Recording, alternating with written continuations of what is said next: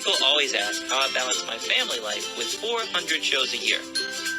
I'm just doing what I love with the people I love. It's my magic life.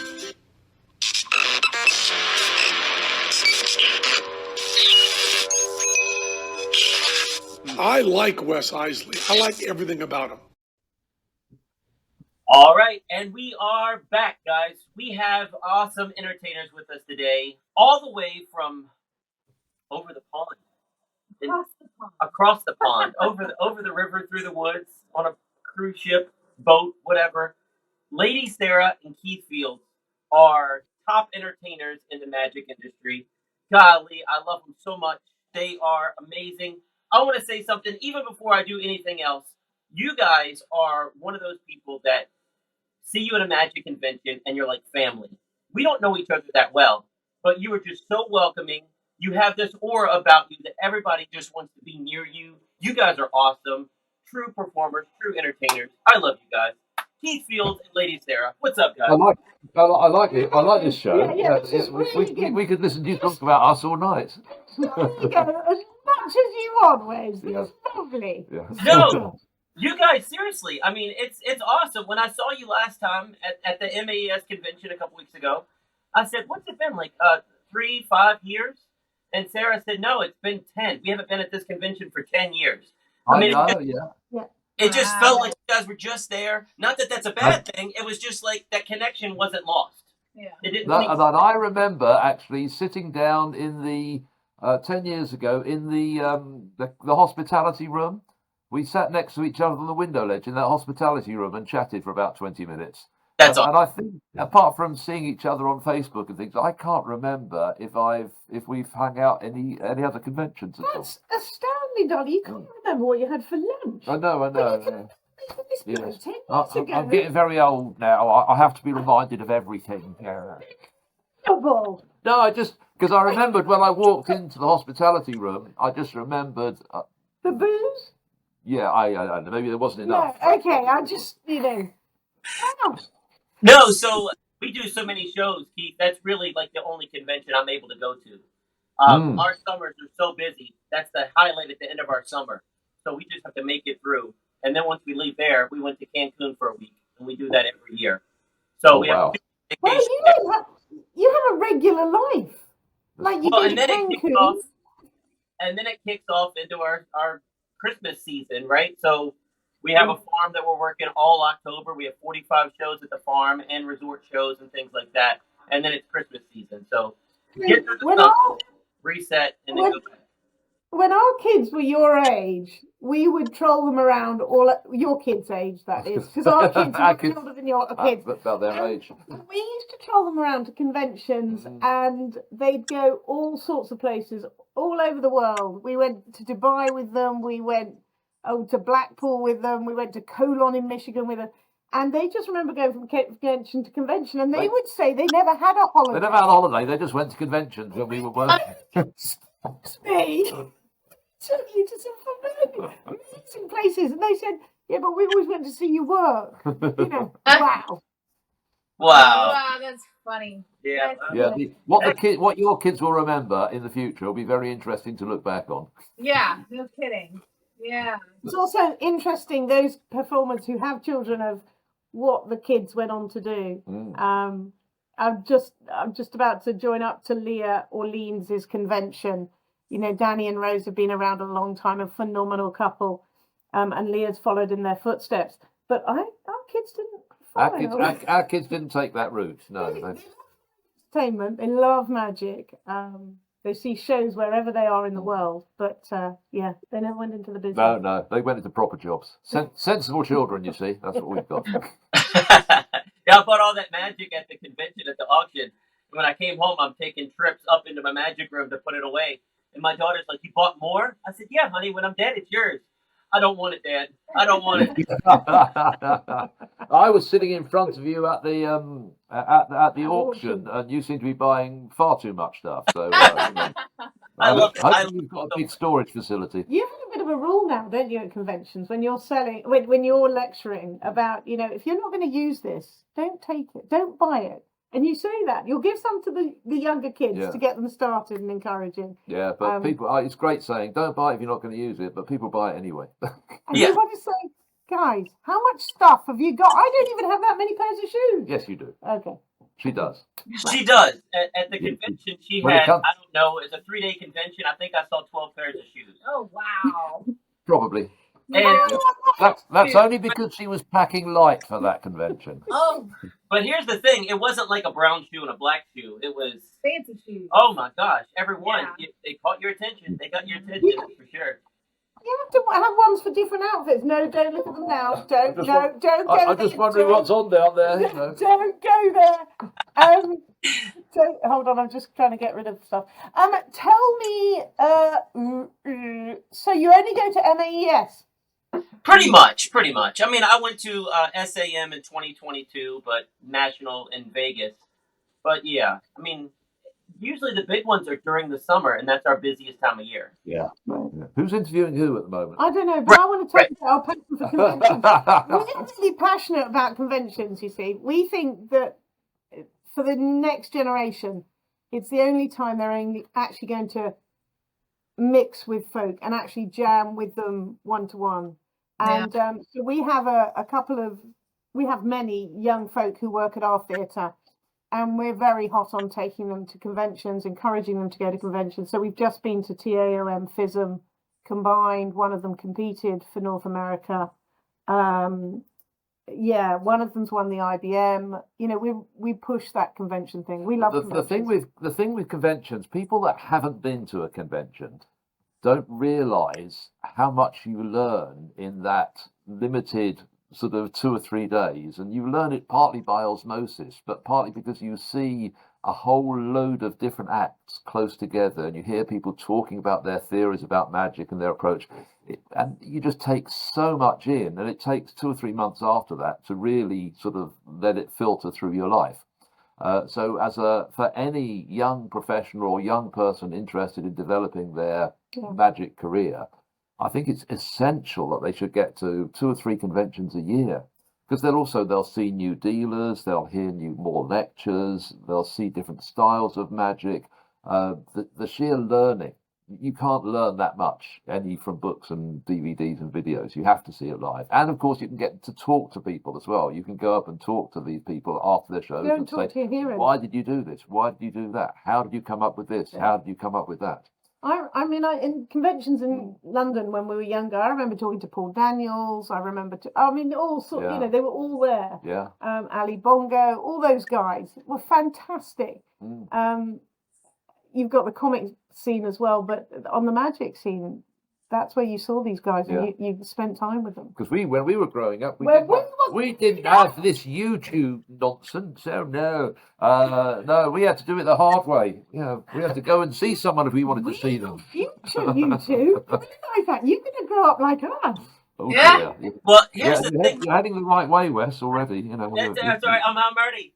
Oh, She just needs fancier shoes. I need the fancy glasses. I need fancier shoes, and we have to acquire an accent. Yeah, my accent is country. It's Virginia, and I just realized a couple weeks ago I tried to say it on the air. Rural. I can't say the word rural. Rural. I can't say it. Rural. I can't say that word. Darling, where do we get these two? Rural, sweetheart. Actually, we did 3 years in Tennessee. Yeah, working in Gatlinburg. I hear what you said. Didn't understand a thing. No. I had conversations lasting hours and took nothing away from them. It's Biscuits and gravy, unnecessary. Yeah. Unnecessary that. And grits. Grit. What are grits? You Anyway. don't really eat that stuff, do you? I Darling. go on vacation. I do. I don't eat it any other time. Yeah. He likes it. So anyway, tell me, how did you get started in magic, Keith? Well, I started in magic because I met a magician, and he showed me what is still one of my favourite tricks in the world today, the Professor's Nightmare. I mean, as a kid, I'd always been interested in magic, but this was when I was about 19, 20, and this is the first time I'd ever met anyone else who actually knew how to do any magic. And he didn't know how to do much. He just knew how to do, half a dozen tricks. But that one experience, I can still remember today how seeing that miracle performed live in front of my face, I was, well, the term we use in the UK is gobsmacked. Does that translate? Yeah. Yes. I wasn't sure that was one of those international ones or not. I was just blown away by it. Now, I also remember going home that night and thinking all night about how the trick was done. And eventually I worked it out. I was thrilled with myself. I was so pleased. I'd sussed it. And I went back and saw him, and the guy a couple of days later. But the thing is, I remembered the first bit, but the bit I didn't remember was the second bit, where you do the count and show the field one at a time separately. So he did the trick again. And this time I saw the count again, and I was totally screwed again because I was so sure I was right. And then he did that, and he convinced me I was wrong, even though I was right. But that one experience was the thing that got me hooked on magic. That one moment of wow, if you like, that one moment of being totally amazed by what is actually a very basic magic trick. And I think it's still the case today that very few people have actually seen a magic trick live. I know as magicians we get a bit a bit done with the classics because we see them so often. But for the lay audience, they're still knockout pieces of magic. But that was me when I was 19, 20, something like that. And that's how I got into magic. The guy gave me Supreme Magic's address, which was a magic company in the UK. His other recommendations were go to a bookshop and see if you can find any magic books, which I did, and I bought one of them was Henry Hayes' Amateur Magician's Handbook. That was one of my first magic books. I defy anyone to learn anything, especially any young person today, to learn anything from. They would show you second dealing in 3 photographs and 1 paragraph. Oh my! Go figure. You're on your own, mate, basically. But that was my first magic book, and You joined your local magic joined club? my local magic club, which I discovered about. I went to the local library and discovered there were magic books in the library, which a lot of people don't know. A lot of people don't even know about libraries nowadays. Going there, I discovered about magic clubs, and I discovered there was a magic club which was about 20 miles away from where I lived. And I had to go there. The only way I could get there, I had a little 90cc motorbike. Move on. It took me about an hour to get there on this 90cc motorbike. It was 20 miles to go to the magic club. But yeah, I was hooked. Nothing was going to stop me. But that was my introduction to magic. What was your introduction to magic? Well, they say when you get bit by that magic bug, but you got 2 bites of that apple when you got double stung. When he did the second time, it went deeper. I can see that. Yeah, it did. That's pretty very awesome. much. Yeah. When I met Keith, he was working the streets in Covent Garden, and he was a children's entertainer, but you're working the streets, and street entertainer, a beggar with some sort of a skill. And I worked in advertising, and as you can imagine, I told my mother I met this guy on the street. She wasn't ecstatic, but from there you got cold and went inside and worked the winter comedy in clubs. England, no fun. So I met him when he did his first ever show at the Comedy Store in Leicester Square. So we're right in the middle of London, just like being on Manhattan. We went for Comedy Store. That was kind of our first sort of date sort of thing. And people like Eddie Izzard were on the bill, and wow. Oh God, there was loads of you all starting together in the comedy circuit. And so it was a boom time for both at the time, which we're looking at sort of mid 1980s, I suppose, probably before you guys were born. It was very much a boom time for comedy. Yeah. Magic was still in its doldrums at the time. To be a magician was not popular. I mean, I absolutely believe we are currently in the new golden age of magic. Because magic is popular, people like magic, people want to see magic, they will pay good money to come and see magic shows. They will pay good money to come and see magic shows that aren't that good as well. And that's how it was with the comedy scene. So the comedy you was could make a lot of money on comedy. So I burst into the comedy scene as a magician, but I was doing 50-50 comedy and magic. So I went from working on the streets to working in comedy clubs fairly quickly after I turned professional. And that was when we sort of met and started dating, so it was quite fun. So when you said 50-50 comedy, you did stand-up as well? I did chunks of stand-up. I did a lot of what we call working the room. Okay. Crowd Just work. bouncing off people because they were comedy clubs. They weren't magic clubs. Right. So you had to justify, the if it said Magic Club outside on the door, you could do more tricks probably, but it had to be funny first. It had to be funny. It also had to be topical. Yeah. The alternative scene, the alternative comedy scene in the UK in the late 80s was huge. But people were writing gags there and then about political stuff. It was really topical. But also, more importantly, it had to be original as well. Yeah, that was huge. You would not get away with, as doing comedy material. You couldn't do an off-the-shelf comedy routine. That just in that genre of venues, you just wouldn't get booked if you were doing that. People own jokes, didn't they? Yeah. They were like, "This People is my write their own material, and even as magicians do, they say, "I have my own spin on something." It's not your own.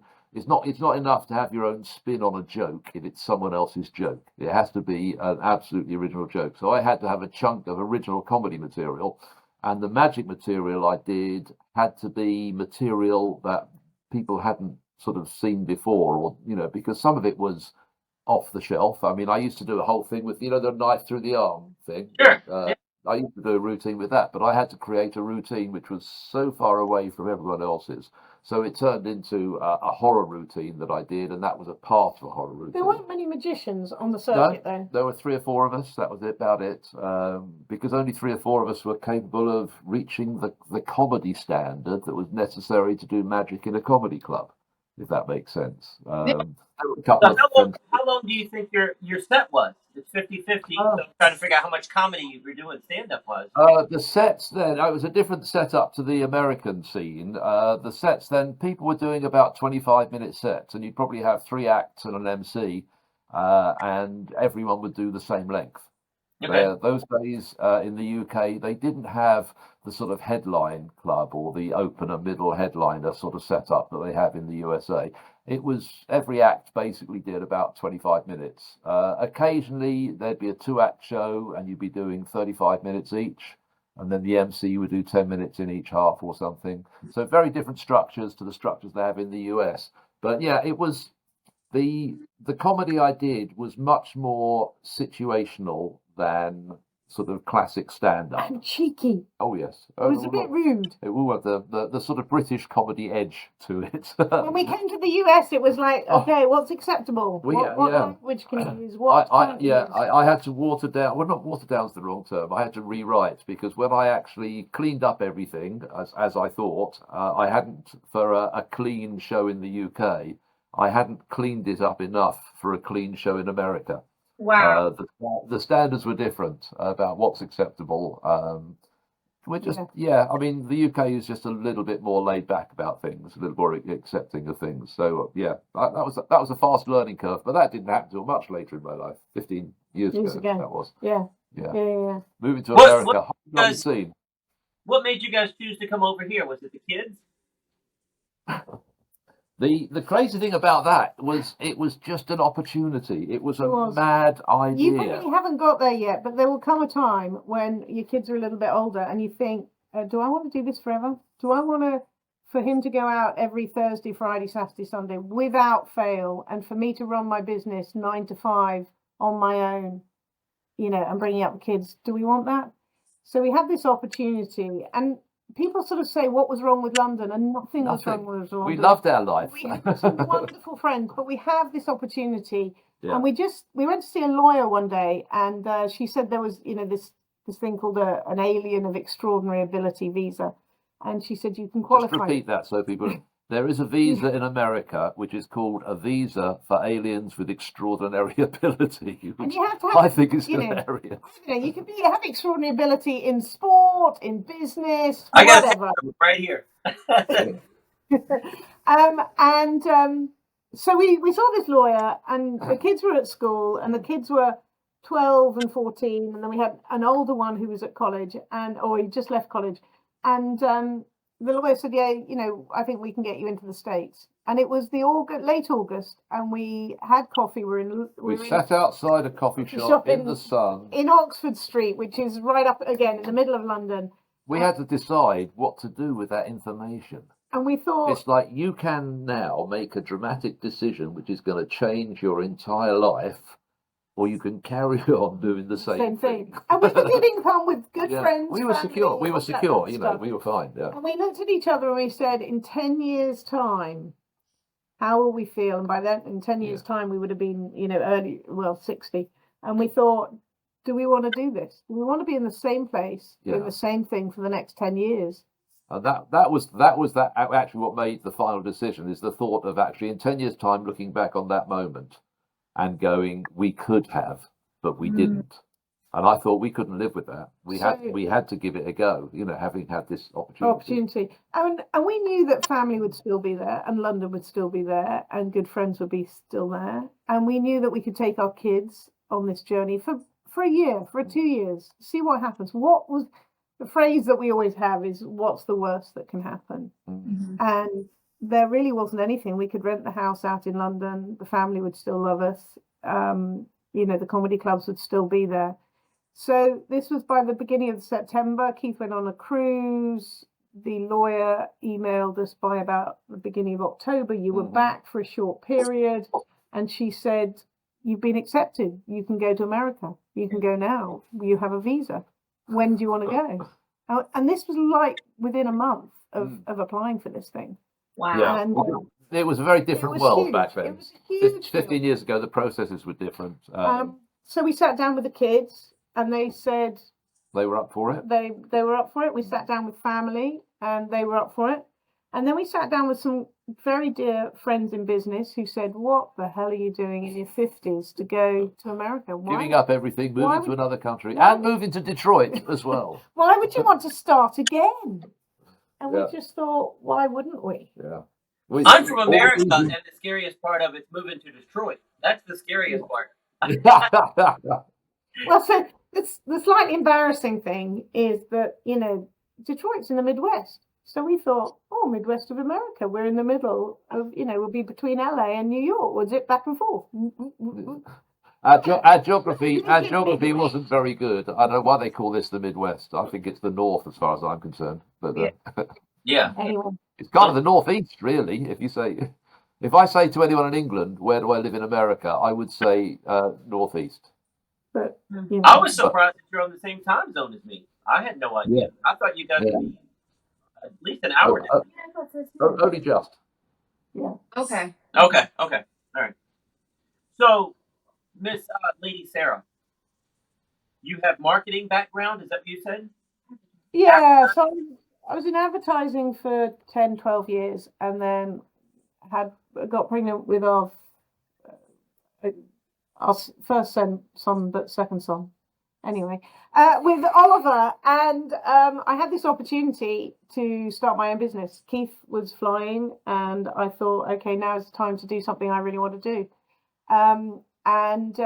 So I set up this little business. He was a year and a half, and I set up this little gift service. And he being the son, Oliver.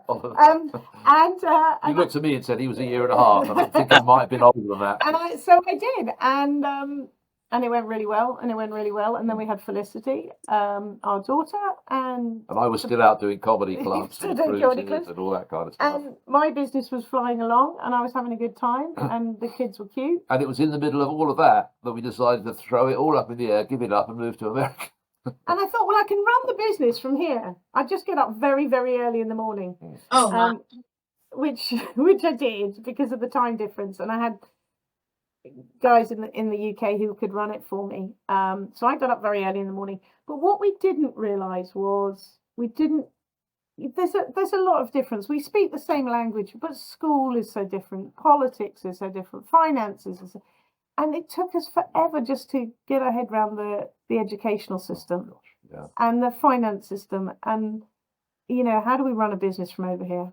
Usually when people end up going abroad, there's a company that they're going abroad for a job, or a company takes them, and the company gives them all these services to help them get established and find housing and find schooling and health and all this kind of stuff. We were totally on our own, and we had to find it all out by ourselves, which was, I think, in all honesty, if I'd have known how difficult it was going to be, I would have I would have needed a bit of persuading.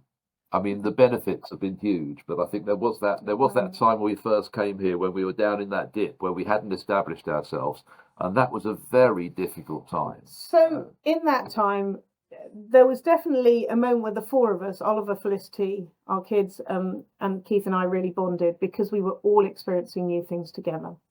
There's some great stories about Oliver going into school. Yeah. And he didn't understand that the if you draw something in a pencil and you want to erase it, you use a thing which you would call a rubber.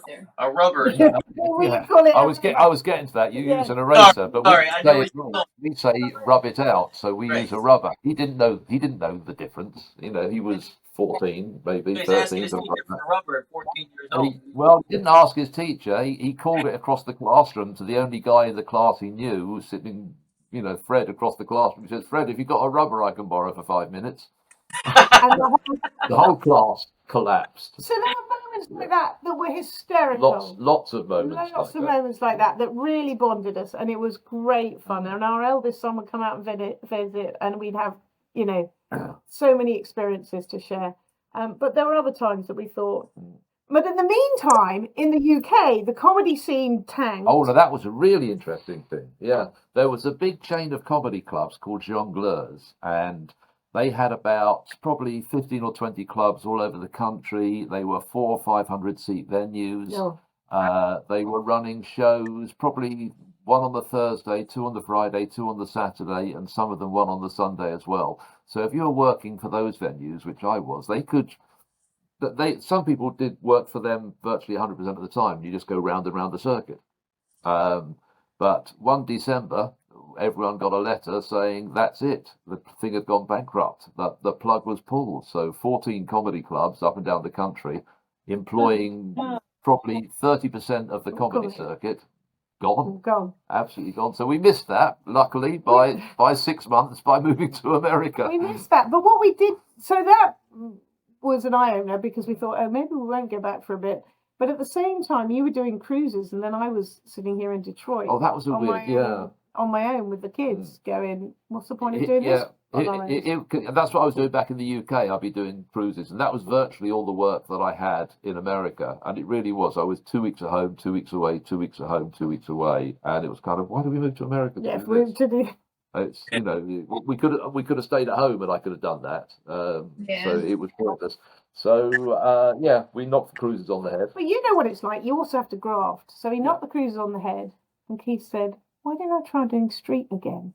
No, and I didn't. It wasn't quite that bad. Yeah. You did a few street shows. I had nothing, so I went back to the only thing I knew how to start. I was a street entertainer. That's how I started. So I went back and started doing street shows again. Lasted 5 minutes. No, it wasn't like that. Interestingly enough, that experience was probably vital to what was happening with me, because I'd already had 20 years as a professional magician, probably 25 years as a professional magician working in the UK. I was pretty stale. And doing street shows, actually, we were in I was doing a place called Frankenmuth, which is about 30, 40 miles north of here, where we are in Detroit. It just relit my love for magic. Because it was a kind of a new audience. This was an audience they were kind of out on a late Sunday afternoon or late Saturday afternoon, and it was like a sort of a wander round kind of cute little village. They weren't expecting to see a magician, and they were just such great audiences. They loved it. They were really up for it. That kind of really restarted my love affair with magic, which I needed at the time. But then you ran in because of the cold. Yeah, because it was cold there as well. Yeah. Well, that was just we didn't even know how cold it was going to get by that point. We hadn't been here. We hadn't been here long. So what stopped your cruise ship career? You didn't like being away, or did it just dry up? Yeah, purely same old.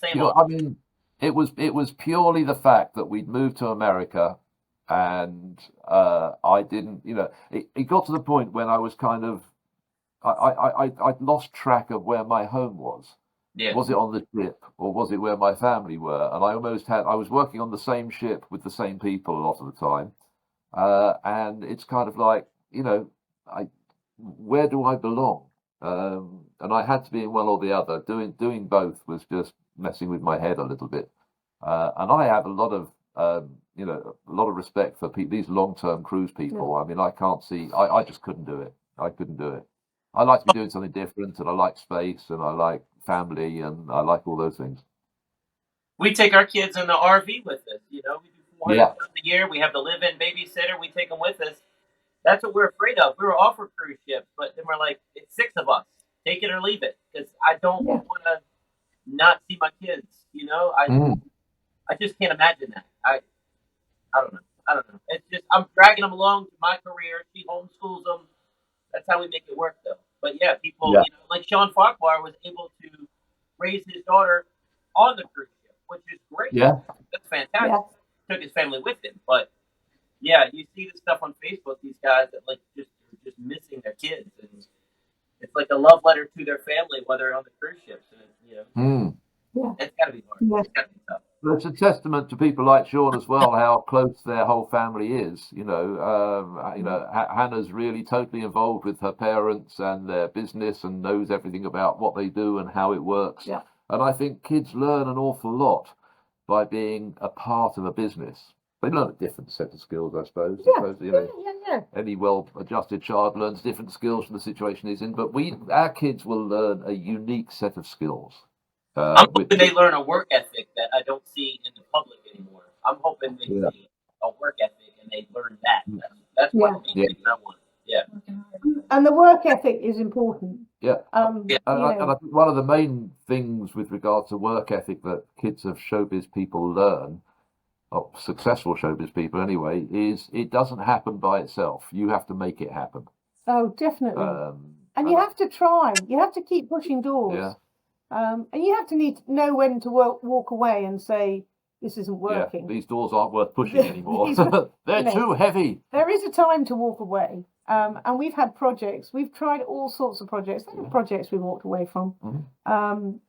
Eventually I sold my business in London. You've always stayed with magic and comedy. You know your thing. But you've created props that you've walked away from. Yeah. And I'm ready to market them. I'm ready to put them out there. And Keith's going, it's not good enough. It's not good enough. We're going to drop this. The effect isn't good enough. It was a good idea, but it's not good. And I'm sort of, well, hold on. I've got a whole advertising campaign. I'm ready to go. And he's going, no, I'm not happy with this. So you do need to know that. But I think the kids have also learned business skills as well. Oh yeah. And luckily, they're all doing very well. So it is possible. We're going to keep them. That's awesome. Bit like, so you just brought up. Put them back. You just brought. Yeah, don't put them back now. You just brought up products. Let's talk about products real quick. The human xylophone, I know, killed when I've seen other magicians do it. I own it. I've never performed it. I can't bring myself to perform it because I've seen this, and I know it's going to take steps to get to there, and I don't want to. I'm just whatever. It's my own thing in my head. You play music. I also had a thing with Miser's Dream that it took me 15, 20 years to do Miser's Dream, because if I can produce money out of thin air, why am I not dressing better, and why don't I drive a better car? So I get in my own head a lot, Keith. It's okay. But human xylophone, I own it because I know it kills. But you did what he said. If you're not going to use it, don't buy it. No, I buy it. He's happy. Do you play any musical instruments, though? No. No, you see, part of the thing with that is the confidence of actually getting the tune right. And there's an easy way, just in case people don't know what the human xylophone is, it's basically 8 wind chimes and wooden spoons, and you hit the wooden spoons. If I had one to hand, I have and 8 kids on stage, and they play I tap them on the shoulder and they play the bell, and it makes a song. It's a great theatrical piece. It's not magical. No, it's theatrical. Yeah. KeithFieldsMagic.com. Go to that and you'll be able to see it. But that's it. Now hold on a second. Explaining why a lot of people don't do it and how to overcome that issue. It's the confidence of which note do I hit in which order. Everything else is just people management, and you're a professional entertainer. You can do all that stuff. It's how do you get the thing. So all you have to do is lay the notes out on a towel or on a cushion and just get used to the order and learn it in 4 sets. For 4 sets of notes. So you go do do do do do do, and when you got that down, you add the next bit on. Yes, question from the man with little hair at the back. I just figured it out. Natalie's going to do it. I'm going to get the kids up. I'm going to do the by-play, and she's going to do it. She plays the violin. She knows music. She knows all. That's easy. I just give it to her because I know it kills. I know it's awful. Here's the question, Natalie. Funny. Can you play Happy Birthday with one finger on a piano keyboard? No, I cannot. I don't know how to play the piano, but I could learn. But you can learn. Positive mental attitude. I like that. Good Yeah. job, Natalie. It is just learning. Yeah, I mean, if you have a problem with it, we'll go on Zoom together. But I think it's a great idea because you could get the kids up, you can get them all set up, and then you could bring Natalie on as the musician that's going to play the human xylophone. That's a fantastic concept. Fixed it. I fixed it. Now that thing's not collected dust. Yeah, I like the teamwork there, Wes. You see, what happened here is you figured out that you couldn't do it, so you said Natalie can. There you go. You know, I buy stuff, and that's one of the things, man. So I tell people all the time, you say don't buy it, you don't need it.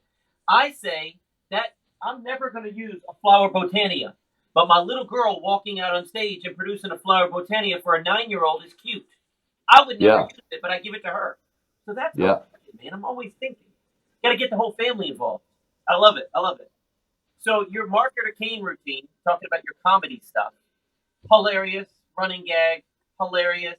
I don't know what else I could say, but hilarious. Perfectly wrapped, I'm confused. We saw it kill in Vegas with Mike Hammer. He had the stagehand wrap him up because he doesn't really have an assistant. He just had the guy in the back just wrap him up. And you guys did it together. Amazing. But I can't find a price on your website. Why isn't the price just like right there, easy, so I can start referring it to everybody? There isn't a price on the website, but you have to ask how much it is. All right, well, there you go. I guess that's the problem. Do you think there should be a price on the website? Yeah. I think people want to learn about it first. People like to learn about a big prop. Especially when things got a big price on it, you don't want people to be put off by the price. You want to sell them on how good it is first. I love it, and I have no idea, and I'm curious. My thing is, I have to ask my wife if we can afford it. So I need a price to ask my wife if I can afford it. So is there two styles? I was skimming the website. Is there two styles as well? There are two. There are two. Oh, I'll tell you what it is. People may be interested. For those who don't know, Perfectly Wrapped is my version of Thomas More's Wrapped Illusion, which is where you wrap your assistant up with Saran wrap. Only it's not Saran wrap; it's the industrial strength that they use.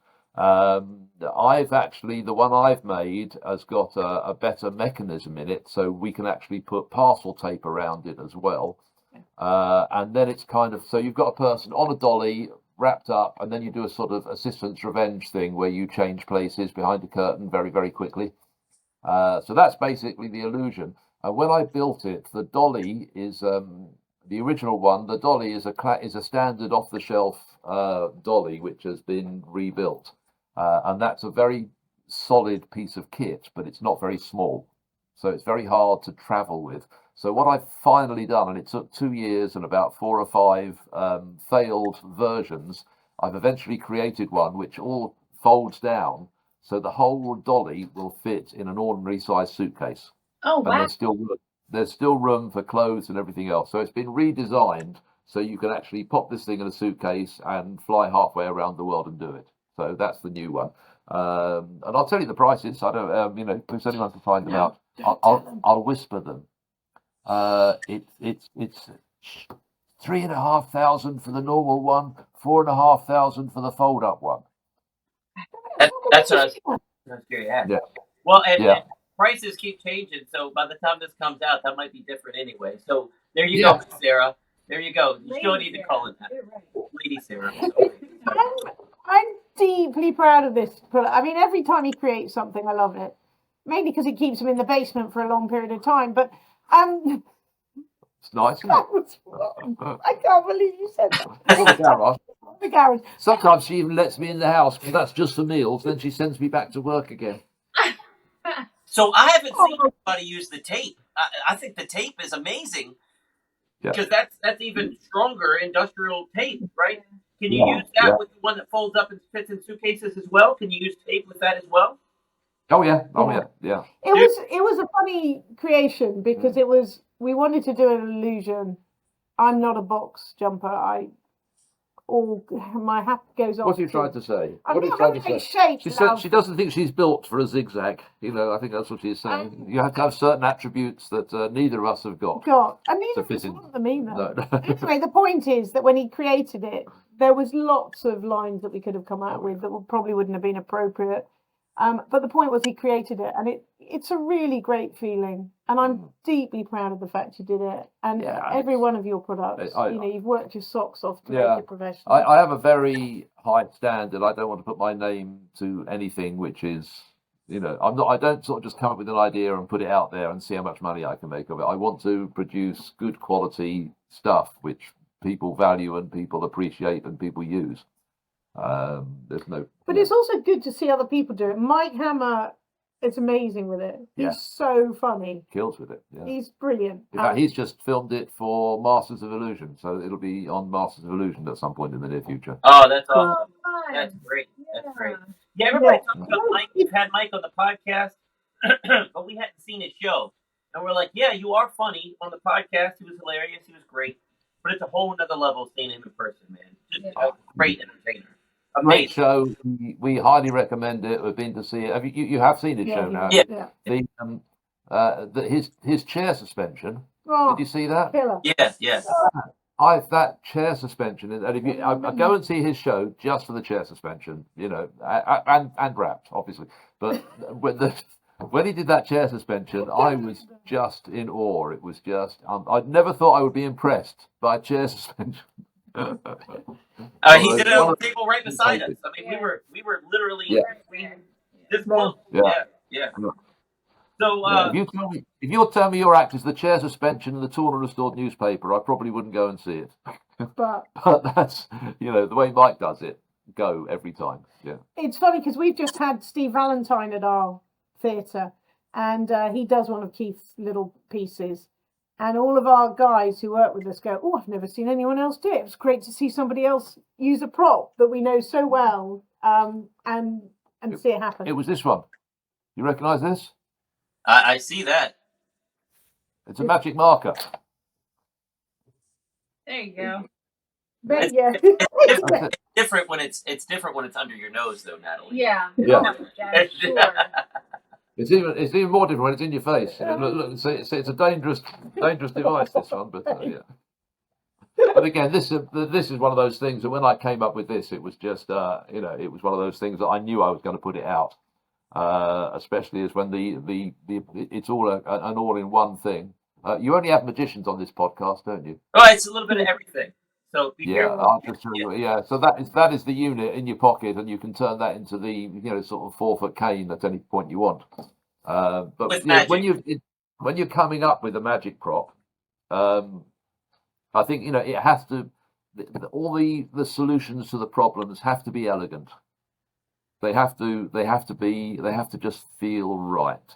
And I absolutely hate it when one of the parts of the process doesn't feel as good as it should be. And that's what often holds up. There's one problem that I can't solve in the process that I'm trying to do. And that's why she gets mad at me, because I'm 7/8 of the way there, but the last. I'll get mad at you, Ben. Well, I'm talking about you. My hero. No, hold on. It's that last 1/8 that's the hardest, but it's the last mile of a marathon that's the most grueling. Oh, shut up. How long did you two work together? I met him. I guess I started with you in 2006. So 2005, we met in October. She was probably coming to shows with me in 2006. So pretty quick. Because we haven't been working together for much longer. No, they've had 4 kids in that time. 3. 3. The 4th one is my niece, and she helps babysit the 2 little boys during the Got day. it. A little bit babysitter. Yeah. Nice. Yeah. But I mean, she's like we haven't been performing together for much longer because that's a more recent start, a more recent thing, isn't it? It was only about 10 years ago probably about 8 years ago we started performing together. I don't know which year it was. I was going to ask, what made you join in? What happened to get you to join the act? Yeah, well, it's when I that. didn't join the act. The act changed. Oh. There's just some things. Keith is a phenomenal solo performer. I would never join a solo performer. You can't just, join. When you're a solo, you're a solo. So he rewrote stuff left, right, and centre. I didn't have space in my act for someone else the way it was. It was hard hitting, fast comedy.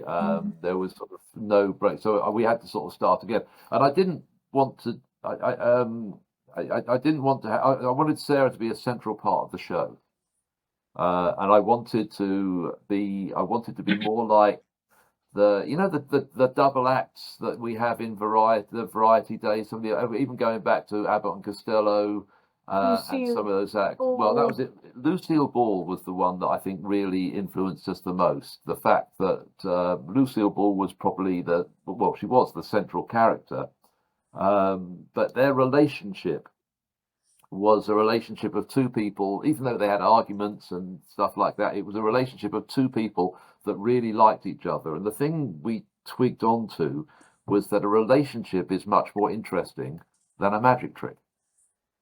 It will always be that way. We can't. People are interested in people. Yeah, so we decided to actually put our relationship right at the very front of what we do, to say we were absolutely equal. In fact, we even bill ourselves as Lady Sarah and Keith Fields, because I didn't want people to think that it was like a magician and so and so carrying on and off props. That wasn't what I wanted to do. And also, I'm not very good at carrying stuff on and off. God, I drop it and I was rubbish. It'll be embarrassing. She'd bring on the wrong things, which would be what Lucille Ball would do actually if she was assisting a magician. Natalie, is that there's that feeling of we are equal. We're equal in our marriage. We're equal in business. So we will need to be equal on stage. Well, that's all very well and good, and I've got my definite talents and my abilities, but I didn't have. Would you like to share those with me? 20 years on stage, so I worked my arse off. Oh, can I say off? You just did. Yes, twice. Twice. Sorry, I worked really hard. Just don't say arse again, and we'll be all right. From Toastmasters on learning to speak, to improv classes, I've done a fair bit of acting, I've done a fair bit of speaking, I've done a lot of corporate stuff, but it's very different when you're on stage. And even now, Keith will be on stage, we're halfway through a routine, and he'll see something and it's sort of squirrel, and he's over there and he's off. And I sort of stand back and I go, "Oh, should we come back to the script soon? Have you finished?" Because I know he's got to do his thing, and that's fine. It's very different when you're writing something for two people. And a lot of people said to Keith, "Hold on, you're a great solo act. Why are you doing a double act?" And again, it was, what's the worst that could happen? Let's go for it.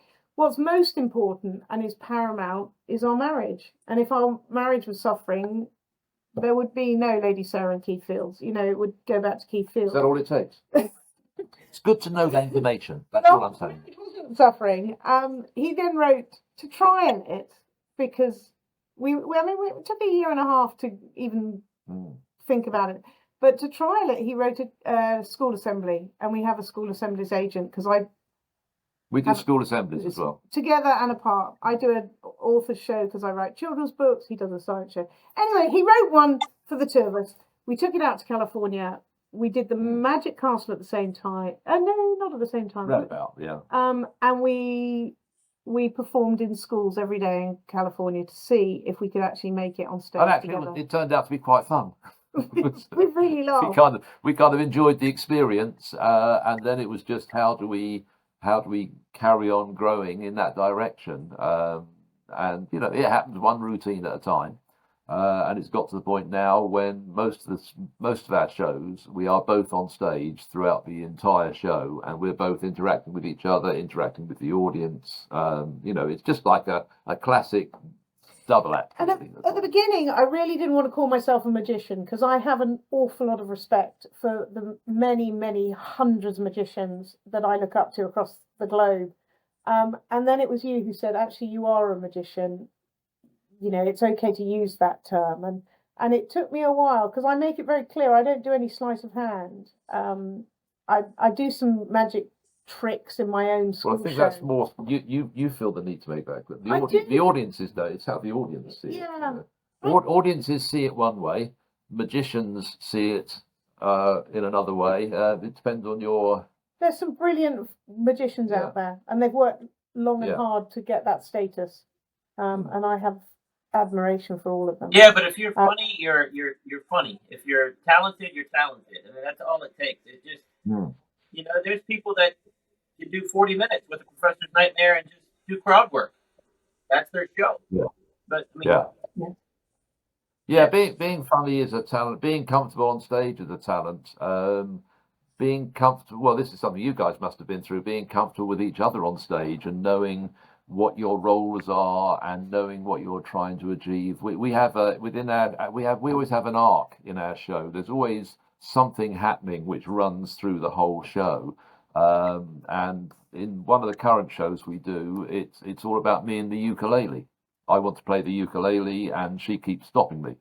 And that sort of creates, you know, that one little bit of conflict at the beginning of the show runs through, and at the very end of the show, I'm on stage by myself and I end up playing the ukulele.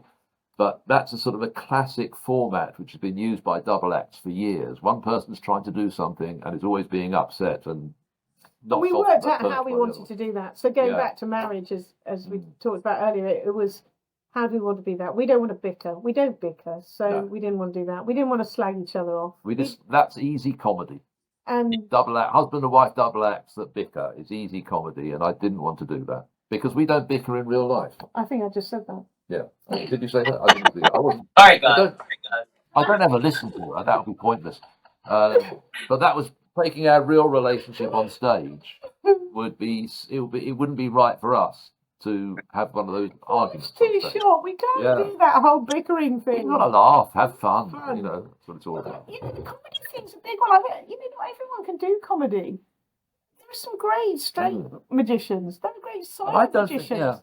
And there's not even, you know, magic is naturally funny. You know, laughter is a natural response to being amazed. So a lot of magic is funny, but you don't have to be funny to do magic. You don't have to, you know, you don't have to be a comedian. You don't have to play magic for laughs, although lots of people do. It can be played in many different ways. That's what we do. Should we shut up now? Yeah. No. So here's the thing. I'm sitting here thinking about knowing you and what I know of you, and some reason I knew about the busking, I knew about the street performing, I knew the kids entertainer and maybe cruise ships, but I did not understand that you did all these comedy things. But it totally makes sense now, and this whole other level, this whole other layer of you just got revealed. It's like it all makes sense now because you're so funny on stage. And that's why I was asking about you, Lady Sarah. You are so funny on stage. You have seen him and been around that for so long. You'll get big-headed.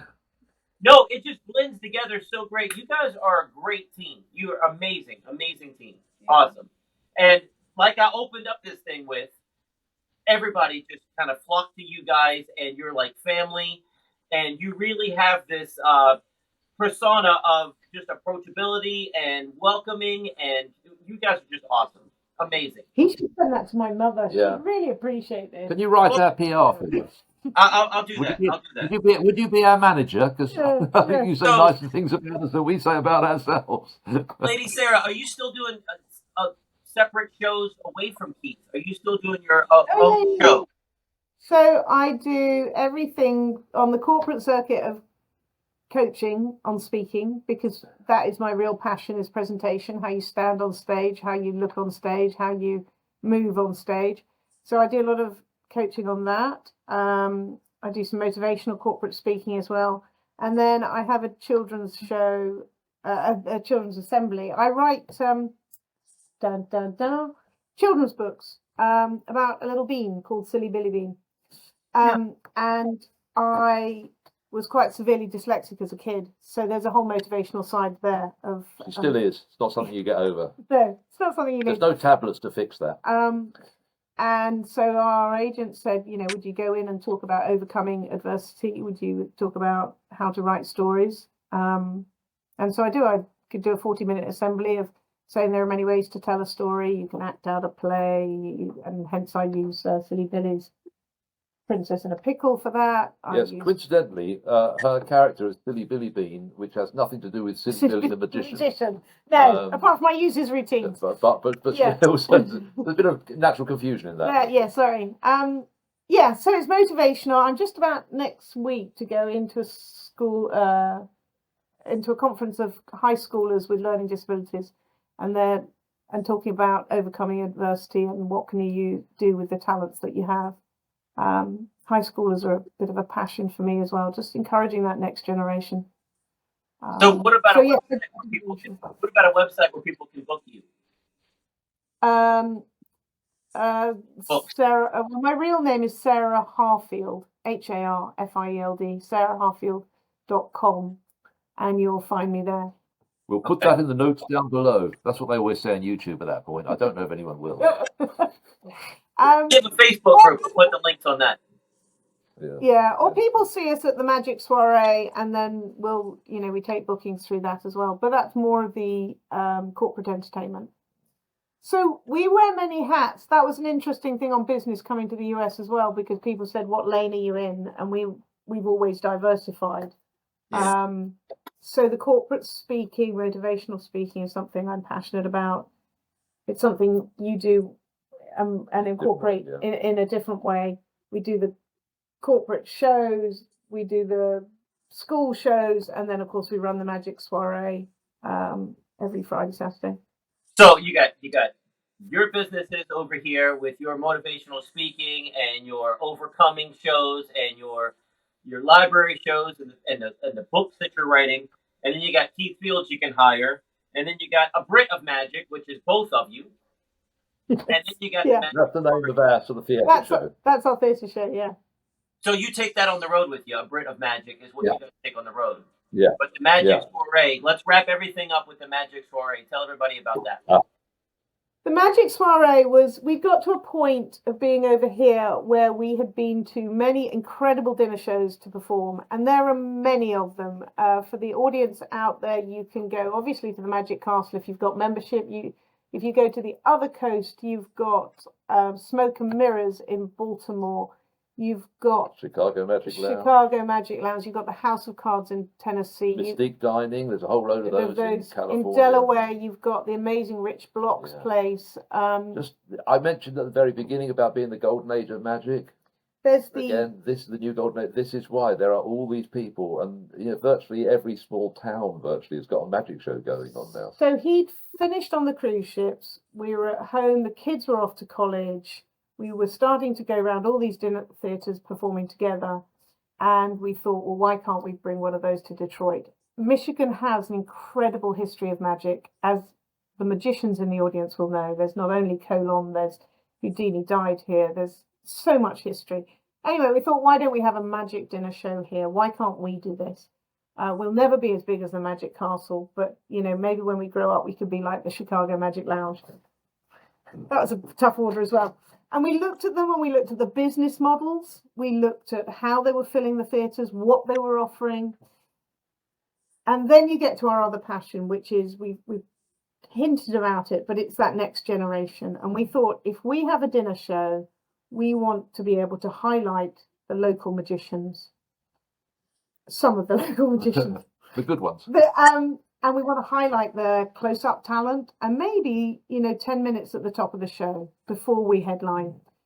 So we found a venue through all sorts of means, but we found a venue and we tried it. Mm-hmm. We did one show in 2018, and it was a huge success, and we filled it with all of our friends.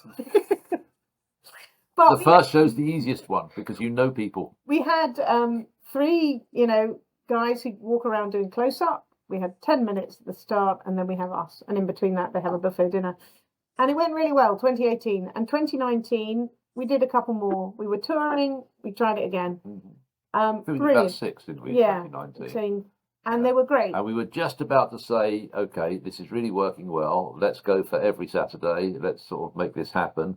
And the big C, COVID, hit in 2020, so that closed us down for a couple of years. But then we opened up again. We opened up again, and we tweaked it, and again, we still tour all these lovely dinner shows, and we love them, and we love the guys in Chicago. We've learned so much from them, even from in Delaware with Rich Block, the California dinner show. We should also mention Christian and Catalina while Christian and Catalina. Do you know Christian and Catalina? They've got this marvelous mind-reading show in Indianapolis. And they have a totally different business model. They're in a hotel. Who'd have ever thought you could run a dinner show, or not a dinner show, just a show in a hotel every weekend? They've been doing it 15 years. 15 years. Yeah. So we learned from all these guys, we've tweaked it, and now we have a team of 12, 15 magicians. More than Sean does, but Sean uses his guys all the time. I mean, they're amazing, Billy and those guys, and Alex. We've got a bigger repertoire of kids that we use, and they're not kids. They're not kids. Some of them are older than me. 50 years old, still comes out and slays Still knocks it out the park every show. And it's just given a new lease of life over here. It means that after the show they come back and we all sit around and we chat and we brainstorm and a session and the result of that has been an incredible growth in the talent because they've had a chance to perform. We've only got room for 3 guys a week, but one of those guys is doing 10 minutes of stand-up as well as doing the close-up round the tables. So they've had an amazing opportunity to grow and learn. And one of the results of that is we managed to get 2 of them to the IBM IBM close-up competition a couple of years ago in, where was it? Pittsburgh. They came first and second. And they came first and second. And then one of them went on to film for Penn and Teller this summer, and he filmed for Masters. And got as far as the... His name is Dragon. Yeah. so he had to be a magician. He got as far as the TAOM and did the FISM qualifier. Didn't get through, but he's... Wow. 3 more years. 3 more years. And he'll get through next time. Magicians out there, 3 years. The IBM is every year, but the FISM's in 3 years. And we are one of our passions at the moment is the competitions. We have taken over the running of the IBM competition. So we are really exploring and trying to find people who are keen and interested in competition magic. I don't like to interrupt you there, but I wanted just to take my phrase back. We're not just looking at the young magicians at all. No, we're looking at established acts who want to represent America in FISM into the World Championships. Yeah. So if you're an established act out there, so going forward this year is a young guy out of New York called Blaze, amazing. But also Blaze Sarah's fantastic though. The other person going forward is Michael. No.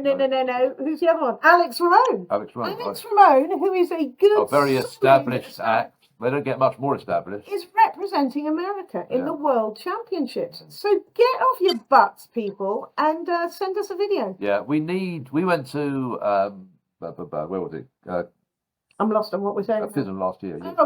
Quebec. Have you been to a FISM yet? Natalie, go to a FISM. Have you been? That's amazing. Really Natalie, go to FISM. But we went there, and the Spanish had a huge team. The Koreans had a huge team. You're seeing people from all over the world, and America had like 3 people. I mean, admittedly, they did very well.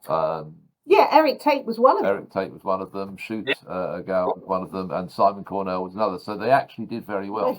But we haven't got a lot of people coming up behind them because you don't generally speaking go to FISM and win first time. Right. It's like the Olympics. You go first year, and if you get into the finals of the race you're in, you're happy, and then hopefully next time you'll do better. And I think FISM is the same. So we think that America has got a lot of people out there who have got some good stuff to show, and they should be representing their country and joining us on this journey. And that's the point. You've got people like your Sean Farquhars, like your Jeff Hobsons, who are willing to help you move forward. So for those listening out there, get your magical thing going. Think seriously. If you've got an inkling of an idea, start working it, start developing it, go into some local competitions, because we need people like you to represent America and really put America on the map. Oh, look at me. And I've got Union Jack underwear on. There. Sorry. Up now. Sorry. No, you guys are awesome. And the passion about, the future. You guys, like I said, you guys are awesome. I love you guys. Mm. So, Lady Sarah, give your website one more time because I want people to get your books and to get your stuff. Send me your email address. I'll send it to you. Sarah Harfield, not Hart, like Field. His name, HARFIELD.com. Sarah Harfield. And you can check out Keith at keithfields.com, or you can check out Keith Fields Magic. Just search for Keith Fields. You'll find me all over the place. I've been doing this for years, you know. YouTube, whatever. And come to the Magic Soiree when you're in Detroit. Yes. You guys are awesome. Thank you so much for everything. You guys are the best. This is fun. I think the only thing we have left to say is see you next week. Check us out online at wesisley.com and patreon.com/Wes_Isley for behind-the-scenes videos, blooper videos, never-before-seen footage, discounts on merchandise, magic trick tutorials, and more. That's Wes Iseli, spelled WESISELI.